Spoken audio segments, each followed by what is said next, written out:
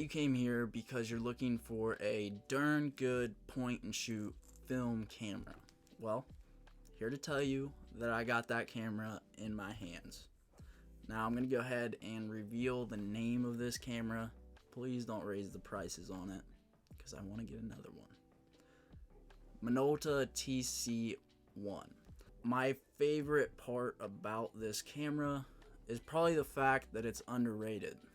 You can buy this camera for about 800 bucks, and in my opinion, there are only so many point and shoots that have stood the test of time, and it's primarily the ones made in the 90s. The luxury compact point and shoots that really were just built like tanks. The Minolta tc-1 is one of them. Most of them were made out of titanium, as is this guy.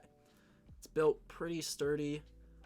It's not a brick like the T2, but it's pretty darn sturdy. And that's something I really like in a camera, because my camera should be able to endure everything that I have to go through. It has been thrown off a building. I'm just kidding. But I probably could. So, it's built good. Next thing, probably why you're here. You want to know about the image quality. Well, the lens on this thing is super sharp. Now, you're not going to have to pay for the Zeiss name like you would with the Sheikah T4, Contax T2, T3, Contax T if you're into that, if you consider that a point and shoot, but it's got the Minolta G Rokkor 28mm lens. This lens is fantastic, super sharp, and did I mention that you have control over the aperture on the front of the camera? Now that leads me into my next thing, little caveat. So if you shoot at 3.5, you're probably gonna get a lot of vignetting. Now some people like this vignetting, especially when shooting black and white. I think it looks very good, but color, not so much in my opinion. So I usually shoot at 5.6, and considering that I usually have 400 speed film in this thing, just because I use it for a variety of situations, I really don't have to worry about that, because I can almost always shoot it on 5.6, especially since it has a flash built in like most point and shoots. But I got something to tell you.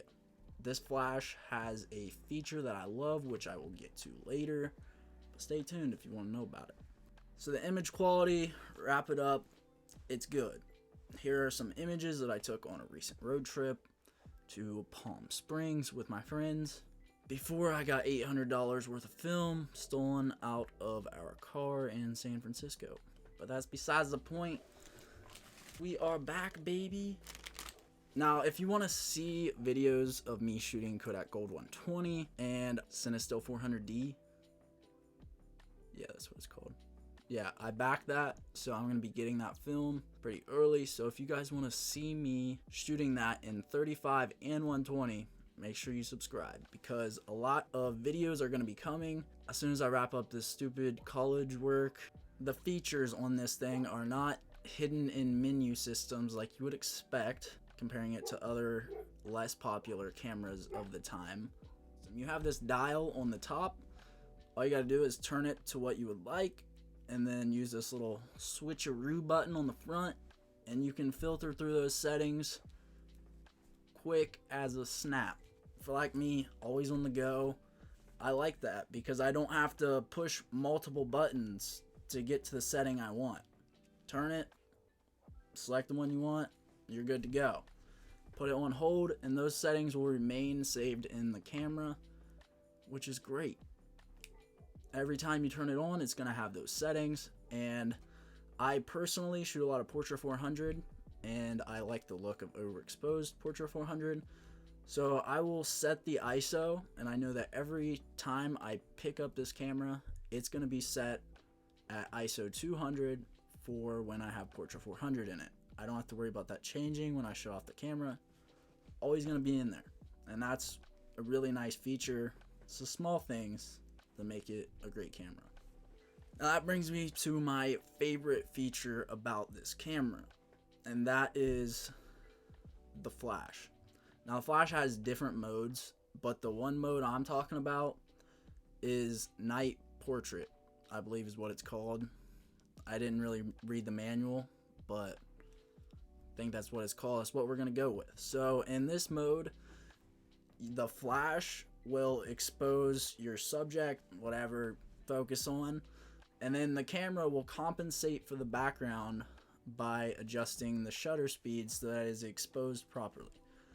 Now, I think this is great because I hate images where there is a lot of contrast between the subject and the background. I think it just looks too disposable camera-ish.